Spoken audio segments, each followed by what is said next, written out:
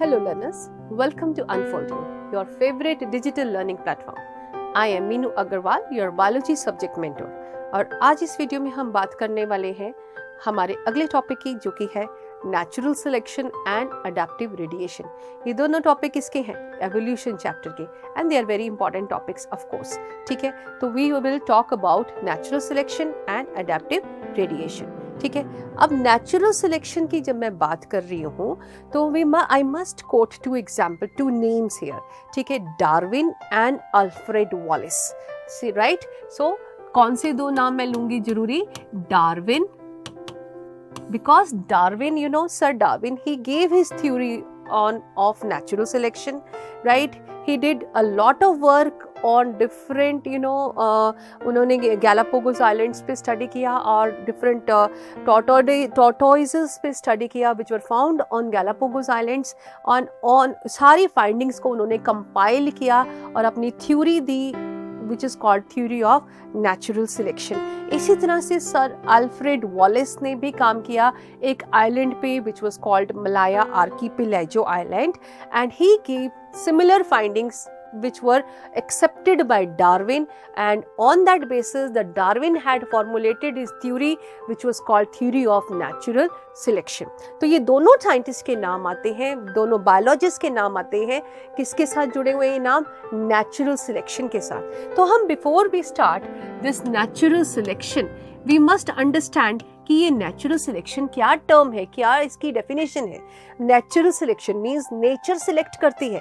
किसको सिलेक्ट करती है? बेटर अडेप्टेड वेराइटीज को सिलेक्ट करती है, बेस्ट वंस को सिलेक्ट करती है, जो अपने आप में चेंज कर लेते हैं, बेटर अडेप्टेड हो जाते हैं to change environmental conditions. They have a better survival, so they are selected and rest are rejected by nature.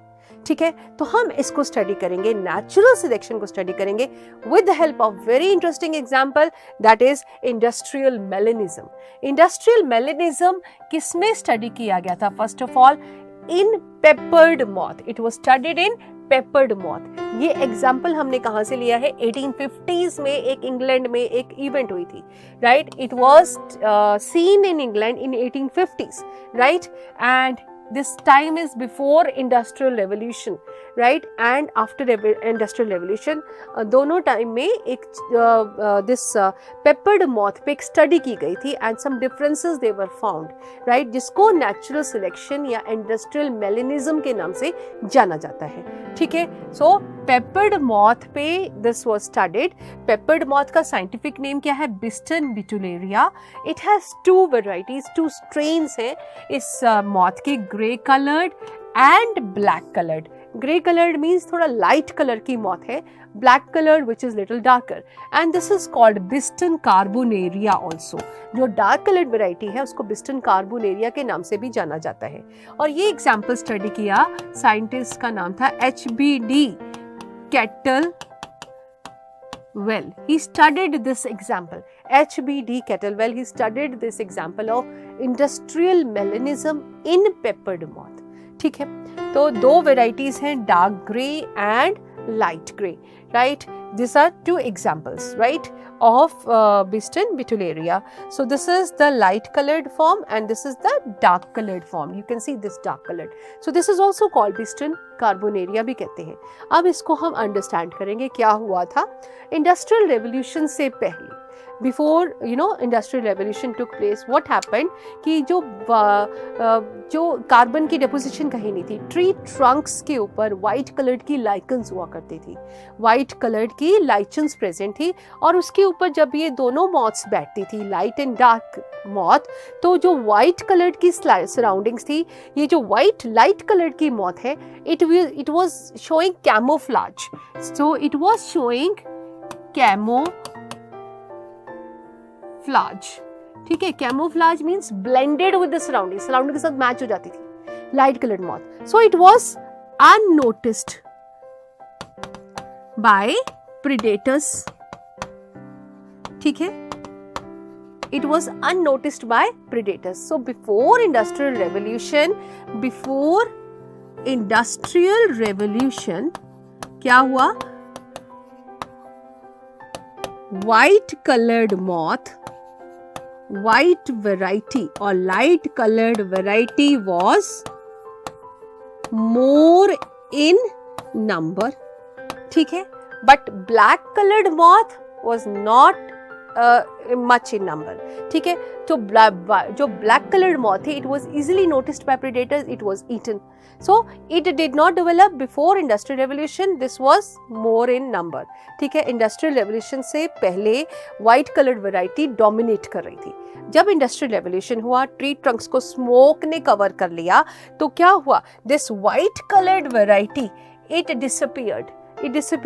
कौन सी वैरायटी नजर आने लगी, the black one, because black coloured one was able to camouflage with the surroundings, ठीक है. तो ultimately ये this was not seen easily by predators and white colored variety was easily noticed by predators. Ultimately the white colored ones disappeared, they were eaten up by the predators, and these black colored ones which were able to protect themselves, they camouflaged, they were unnoticed by predators, they multiplied and they increased in number, ठीक है. तो ये हो गई industrial melanism की बात, ये हो गई नेचुरल सिलेक्शन की बात. तो छोटे छोटे इसको हम एक ब्रीफली, एक हम अगर सिंप्लीफाइड लैंग्वेज में बोलें तो इंडस्ट्रियल रेवोल्यूशन से पहले लाइट कलर्ड की वैरायटी डोमिनेट कर रही थी, उसका नंबर ज़्यादा था. और इंडस्ट्रियल रेवोल्यूशन के बाद क्योंकि सारे ट्री ट्रंक्स पे कार्बन की डेपोजिशन हो गई थी, स्मोक की डेपोजिशन हो गई, सूट की डेपोजिशन हो गई, डार्क कलर्ड की सराउंडिंग्स हो गई, जिसकी वजह से क्या हुआ, जो ब्लैक कलर्ड मॉथ थी वो अब जो है डोमिनेट कर रही थी और व्हाइट कलर की वैरायटी डिसअपीयर हो गई आफ्टर इंडस्ट्रियल रेवोल्यूशन. तो nature selected the varieties according to the better survival, right, according to the changed situations, right. So that was example of natural selection. Now we take few more examples of natural selection. जैसे हम बात करें DDT की, effect of DDT की. DDT widely use हो रही थी कुछ टाइम पहले to kill flies and mosquitoes, ठीक है. DDT was introduced to kill mosquitoes. It was highly successful, ठीक है, मस्किटोज को किल करी. स्लोली व्हाट हैपेंड, कुछ मस्किटोज में म्यूटेशन हो गई and they developed resistance to the attack of DDT. तो कुछ मस्किटोज जो सेंसिटिव थे they died due to the effect of DDT, और जो रेजिस्टेंट मस्किटोज थे मल्टीप्लाई हो गए. और इस तरह से धीरे धीरे क्या हुआ, slowly what happened over the period of time, जो mosquito resistant DDT resistant strains थे वो इतने सारे मल्टीप्लाई हो गए एंड जो they became more in number, और जो सेंसिटिव वाले मस्किटोज थे दे completely they got finished, ठीक है. तो ultimately what happened, जो this mosquitoes they became resistant to the attack of DDT. So let us see, it was tremendously successful when it was introduced. So most of the mosquitoes they were sensitive and they were killed, right. What happened in that population, few mosquitoes they became resistant to the DDT. कैसे resistant हुए, by developing mutations and they survived, right. Slowly they multiplied and they increased in number और उनकी population बढ़ गई, ठीक है, and they became resistant to the attack of DDT. इस तरह से एक पॉपुलेशन, नई पॉपुलेशन बन गई जो कि क्या थी, रेजिस्टेंट थी to the attack of DDT. इसी तरह से बैक्टीरिया में भी देखने को मिलता है. बैक्टीरिया के ऊपर क्या यूज हो रहा था, एंटीबायोटिक्स. बैक्टीरिया के लिए हम क्या यूज करते हैं, एंटीबायोटिक्स का इस्तेमाल करते हैं. एंटीबायोटिक्स क्या करती हैं, दे किल बैक्टीरिया. तो जब हम एंटीबायोटिक्स का रेगुलर यूज करते हैं तो कुछ बैक्टीरिया क्या करते हैं, उनके अंदर म्यूटेशन हो जाती है and they become resistant to the attack of antibiotics, right. So slowly a population develops which is resistant to the attack of antibiotics, right. So these are some pattern has been observed in bacteria which are multi-drug resistant due to excessive use of drugs. तो ठीक है, तो इसीलिए हम कहते हैं कि antibiotic का ज़्यादा इस्तेमाल नहीं करना चाहिए. अगर हम बार बार एंटीबायोटिक का इस्तेमाल करेंगे तो वो बैक्टीरिया जो उसके लिए हम यूज़ कर रहे हैं वो रेजिस्टेंट हो जाते हैं एंड एंटीबायोटिक जो है अब काम नहीं करती उनके ऊपर, right. So again this is an example of natural selection. तो हम देखिए, हमने नेचुरल सिलेक्शन के कितने एग्जाम्पल पढ़े, 3 एग्जाम्पल हमने दे दिए, ठीक है. एक तो बहुत कॉमन एग्जाम्पल है इंडस्ट्रियल मेलेनिज्म के नाम से, जिसमें हमने बात की बिस्टन बिटिलरिया की, पेपेट मॉथ की.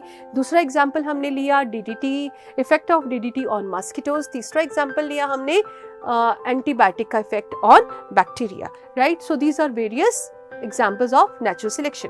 अब हम एग्जाम्पल लेंगे एंथ्रोपोजेनिक सिलेक्शन का। एंथ्रोपोजेनिक सिलेक्शन क्या चीज है? Selection by man. Natural selection was selection by nature.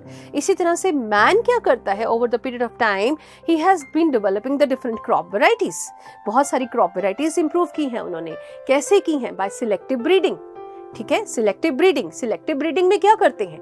वो क्रॉप्स को सिलेक्ट करते हैं विद डिजायर्ड कैरेक्टर्स। जिनके कैरेक्टर्स उनको चाहिए उनको क्रॉप्स को सिलेक्ट करते हैं और उनकी इंटरब्रीडिंग कराते हैं, right? So they do selective breeding. ठीक है, they select crops with desired characters. They are allowed to interbreed and over many generations, बहुत सारी generations के बाद क्या होता है? New species are formed. तो ये क्या है? एक सिलेक्शन है, एक एंथ्रोपोजेनिक सिलेक्शन का एग्जाम्पल मैं ले रही हूँ यहाँ पे। किसका? Wild mustard plant. Wild mustard plant से बहुत सारी वैरायटीज ऑब्टेन हुई हैं, जैसे कि कॉलरोबी ऑब्टेन हुई है। क्या हम इसमें लेना चाह रहे थे? लेटरल मेरिस्टम्स को एनहांस करना चाह रहे थे। केल ऑब्टेन हुई है जिसमें एनलार्जमेंट ऑफ लीव्स है। कैबेज ऑब्टेन हुई है जिसमें इंटरनोडल लेंथ को सप्रेस किया गया है, राइट? देन ब्रोकली ऑब्टेन हुई है, right? And then cauliflower obtain हुआ है from the wild mustard plant only. तो ये सब क्या है? New varieties they have been developed by man's action, anthropogenic action by man's action, right? New varieties have been formed. Evolution has been done by man itself by using selective breeding of the crops, right?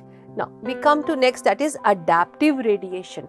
Adaptive radiation क्या होता है कि similar कुछ characters की development होना and in different organisms, and they result in the formation of species. They become better adapted, right? They arise from common ancestors and they move in different directions in different areas, right? So that is called as adaptive radiation. Now what is adaptive radiation? It is an evolutionary process in which an ancestral form, जिसमें एक ancestral form से बहुत सारी नई species arise होती हैं और वो अडेप्ट करती हैं किसमें? नए हैबिटेट्स में and to the new ways of life. एक एंसेस्टर से बहुत सारी वैरायटीज डेवलप होती हैं। They deviate in different directions and they adapt to different environmental conditions. Adaptive features, development of different adaptive features in or different organisms from which in those organisms which have evolved from a common ancestor, that is called as adaptive radiation, right? इसमें हम example लेंगे, बहुत अच्छा example, बहुत interesting example लेंगे Darwin's finches का। ठीक है, अब डार्विन फिंचेस की कहानी पे आने से पहले हम पहले बात करें डार्विन कैसे पहुंचा फिंचेस के पास। ठीक है, डार्विन जो है biologist, a big biologist, he was going on A voyage. ठीक है, अपने शिप के द्वारा, by his ship he was going for a voyage using by his ship, and the ship का नेम क्या था? HMS beagle. तो by his ship he was going on a voyage for world exploration. किस लिए जा रहा था? World explore करने के लिए जा रहा था। ठीक है, he was going for world exploration by his ship, right? And he reached, जाते रास्ते में उसको क्या आया? रास्ते में एक आइलैंड आया जहाँ पे वो रुक गया। आइलैंड का नाम था गैलापागोस आइलैंड। ठीक है, डार्विन अपने शिप के द्वारा वॉयज पे जा रहा था, वो वर्ल्ड एक्सप्लोर करना चाहता था और रास्ते में एक आइलैंड आया गैलापागोस आइलैंड, जहाँ पे उसको कुछ इंटरेस्टिंग बर्ड्स दिखाई दिए और वो वहाँ पे रुक गया और उसने उनकी स्टडी की। ठीक है, और उन बर्ड्स का नाम आगे जाके क्या पड़ गया? Darwin finches. They are called Darwin's finches. ठीक है, अब ये बर्ड्स क्या बर्ड्स थे? क्या इनमें ऐसी चीजें थी जो डार्विन को इंटरेस्टिंग लगी? एक्चुअली ये स्मॉल ब्लैक बर्ड्स थे। क्या थे? स्मॉल ब्लैक कलर्ड के बर्ड्स थे और इनकी बीक्स अलग अलग तरह की थी। अलग अलग टाइप की बीक थी, बीक की शेप बड़ी अलग अलग टाइप की थी। तो डार्विन ने सोचा कि ये why these beaks are different, he wanted to study, he analysed their features and he came to conclusion कि ये जो सारे डिफरेंट बीक वाले बर्ड्स अराइव हुए हैं कहाँ से, from the same ancestor which was present in South America. ठीक है, साउथ अमेरिका में एक जो सीड ईटिंग बर्ड था उसकी ये डिविएशंस हैं, अलग अलग फॉर्म्स हैं। तो they have arrived to Galapagos islands and they have changed to their according to their needs and to their different environments. So this is adaptive radiation. ठीक है, तो he observed, क्या observe किया, बहुत सारे different varieties of finches on the same islands. All varieties they had evolved from the original seed-eating finches of South America. कहाँ से evolve हुए थे ये सारे? साउथ अमेरिका में ओरिजिनल सीड ईटिंग फॉर्म से इवॉल्व हुए थे। ठीक है, इनमें there was alternation in the beaks, right, some enabling some to become insectivorous and some to become vegetarian. ठीक है, अब ये देखो सेम डार्विन फिंचेस का डायग्राम है आपके सामने। ठीक है, ओरिजिनल सीड ईटिंग बर्ड से बहुत सारे डिफरेंट वैरायटीज अपीयर हुई। ये जो ओरिजिनल सीड ईटिंग फॉर्म है it was found in South America. इनमें से कुछ बर्ड्स उड़ के चले गए कहाँ पे? गैलापागोस आइलैंड्स पे। और गैलापागोस आइलैंड्स पे according to different environment, according to different need, उनके अंदर मॉडिफिकेशंस डेवलप हुई। कुछ उसमें फ्रूट ईटिंग बीक्स डेवलप कर गए, कुछ उसमें इंसेक्ट ईटिंग, कुछ की बीक्स इंसेक्ट ईटिंग के लिए अडेप्टेशन हो गई, कुछ टूल यूजिंग फिंचेस में कन्वर्ट हो गए, कुछ leaves eating, insect eating, grub eating, all this. ठीक है, अकॉर्डिंग टू ये बीक्स की जो है ट्रांसफॉर्मेशन हुई, चेंजेस हुए, right. So this is an example of adaptive radiation, right. Is that clear to you? Right, original seed eating से बहुत सारी अलग अलग वैरायटीज अपीयर हुई। ये सारे डिफरेंट फॉर्म्स जो हैं कहाँ से अपीयर हो रहे हैं? एक एंसेस्ट्रल फॉर्म से।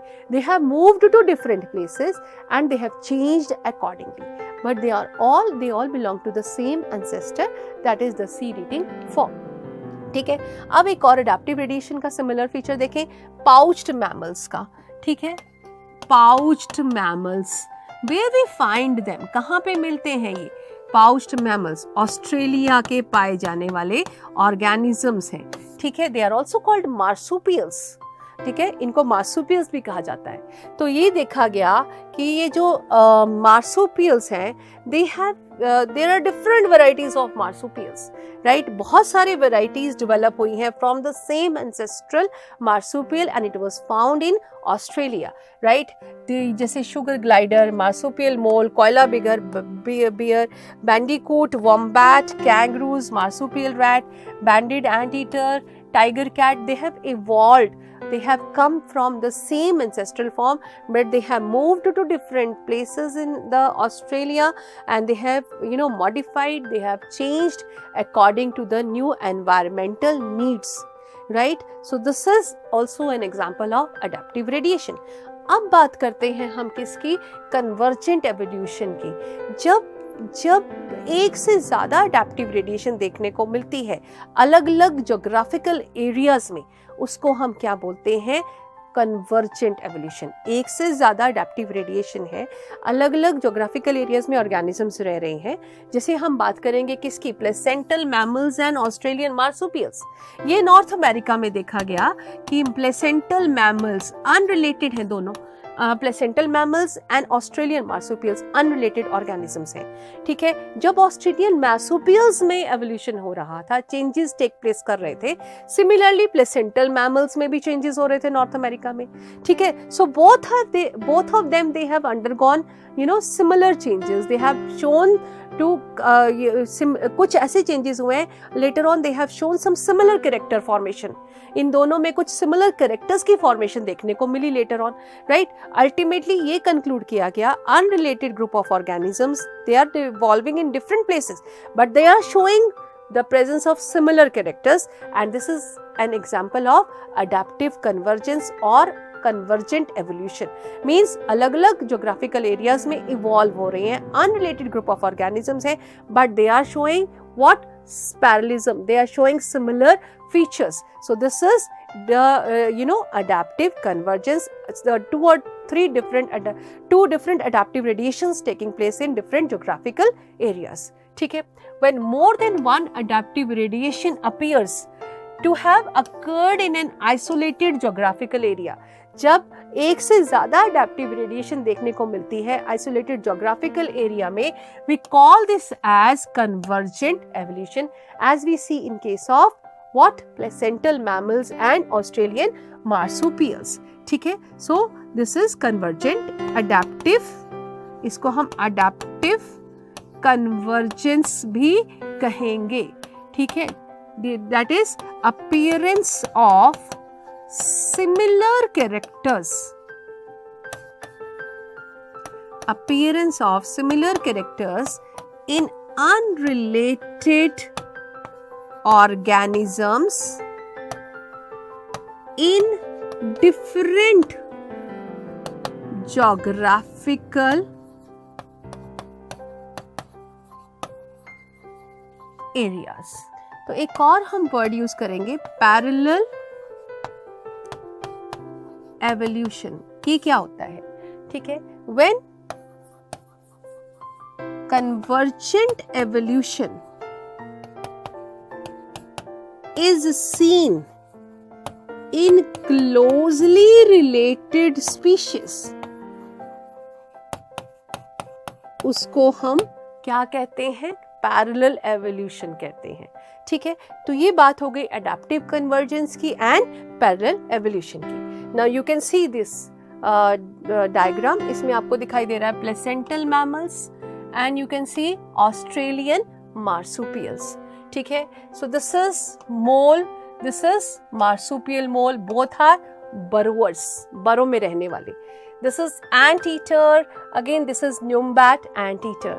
ये प्लेसेंटल है, ये ऑस्ट्रेलियन है.